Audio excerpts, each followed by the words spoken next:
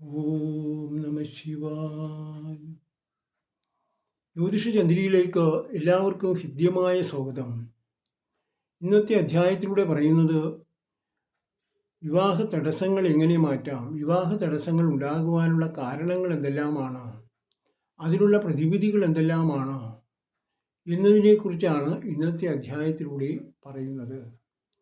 എന്നാൽ വിവാഹം എന്ന് പറയുമ്പോൾ നമ്മൾ ആ വിവാഹം നടത്തേണ്ട കുട്ടികളുടെ ജാതകമൊന്ന് പരിശോധിക്കണം. ആദ്യമേ ജാതകത്തിൽ 7-ാം ഭാവാധിപന് 9-ാം ഭാവാധിപ ബന്ധം വന്നാൽ വിവാഹശേഷം മാത്രമേ അവരുടെ ജീവിതത്തിൽ ഉയർച്ചയുണ്ടാവുകയുള്ളൂ. 7-ാം ഭാവാധിപന് 5-ാം ഭാവാധിപ ബന്ധം വന്നാൽ സന്താനങ്ങൾ ഉണ്ടായിക്കഴിഞ്ഞ് മാത്രമേ അവർക്ക് ജീവിതത്തിൽ ഉയർച്ചയുണ്ടാവുകയുള്ളൂ. ഈ കാര്യങ്ങൾ നമ്മൾ മനസ്സിലാക്കിക്കൊണ്ട് വേണം വിവാഹത്തിന് വേണ്ടുന്ന തയ്യാറെടുപ്പുകൾ നടത്തുവാൻ.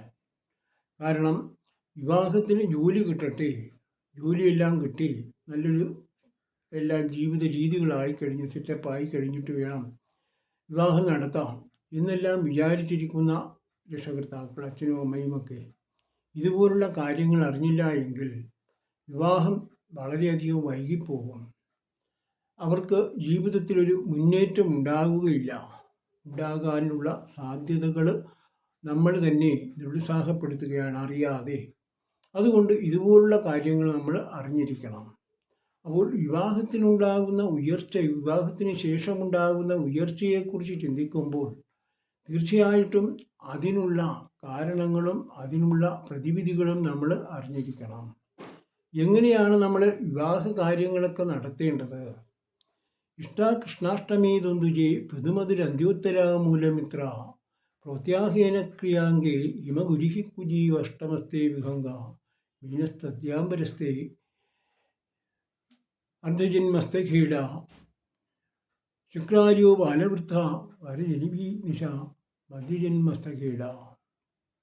ഇങ്ങനെയാണ് വിവാഹത്തെക്കുറിച്ച് പറയുന്നത്. അപ്പോൾ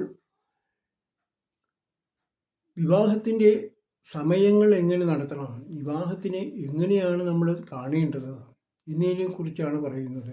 ഇഷ്ടാകൃഷ്ണാഷ്ടമി, കറുത്തപക്ഷത്തിലെ അഷ്ടമി വിവാഹത്തിന് അനുയോജ്യമാണ്. സൂര്യൻ ദേവനായ നക്ഷത്രമായ അത്തം വിവാഹത്തിന് അനുയോജ്യമാണ്.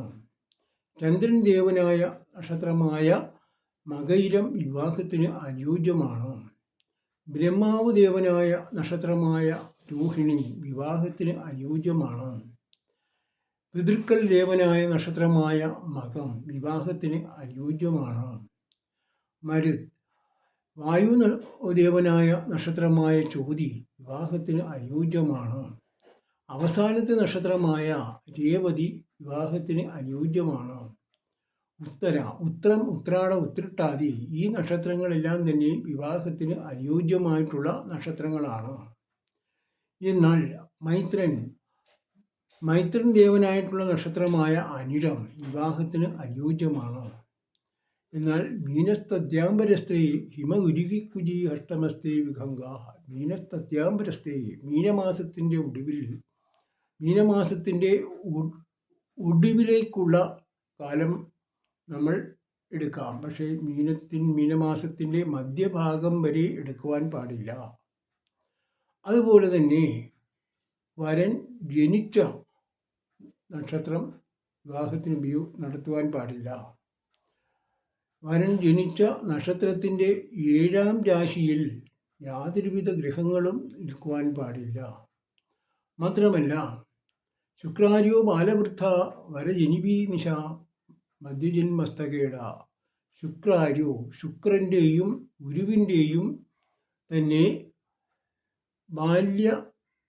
വാർദ്ധക്യ സമയങ്ങളിൽ നമ്മൾ വിവാഹം നടത്തുവാൻ പാടില്ല. അതിന് നമ്മൾ എന്താണ് ചെയ്യേണ്ടത്? അതുപോലുള്ള കാര്യങ്ങൾ നമ്മൾ നേരത്തെ തന്നെ മുൻകൂട്ടി അറിഞ്ഞിരിക്കണം. ഈ സന്ദർഭങ്ങളിലെല്ലാം തന്നെ വിവാഹം നടത്തിയെന്നാൽ നമ്മൾക്ക് വിവാഹത്തിന് വളരെയധികം ഗുണങ്ങൾ ഉണ്ടാകുന്നതിനേക്കാൾ ഉപരിയായിട്ട് ചിലപ്പോൾ ചെറിയ തെറ്റുകൾ സംഭവിച്ചെന്ന് വരും.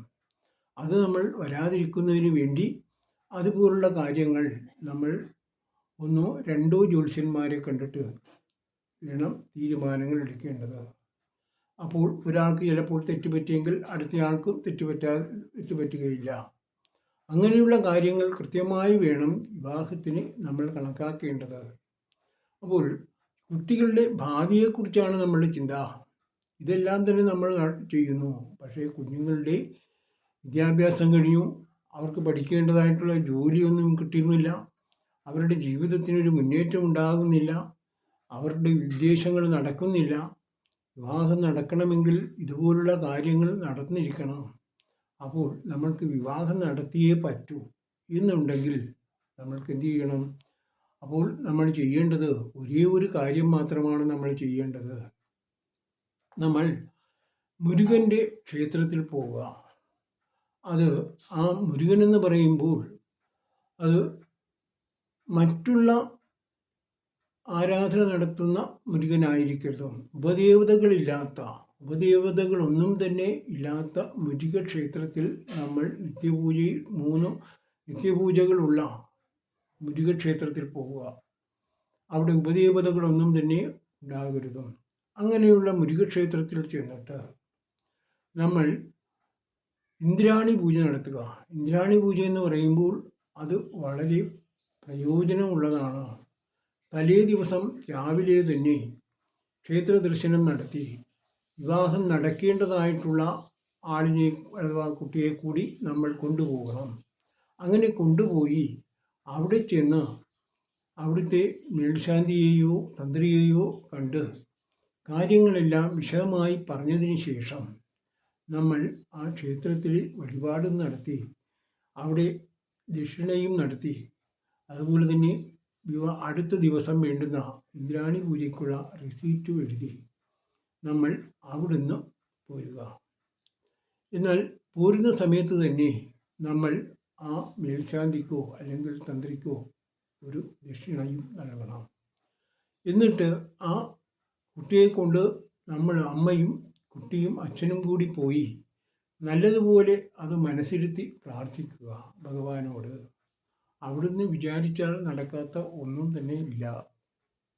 അങ്ങനെ പറഞ്ഞതിന് ശേഷം അപ്പോൾ നമ്മൾ എല്ലാ കാര്യങ്ങളും ഭംഗിയായി ചെയ്തതിന് ശേഷം അടുത്ത ദിവസം പൂജ നടക്കുന്ന സമയത്ത് നമ്മൾ അവിടെ ചെന്ന് ആ പൂജയിൽ ആ കുഞ്ഞിനെയും കൂടി ആ വിവാഹം നടത്തേണ്ട കുട്ടിയെയും കൂടി പങ്കെടുപ്പിക്കുക.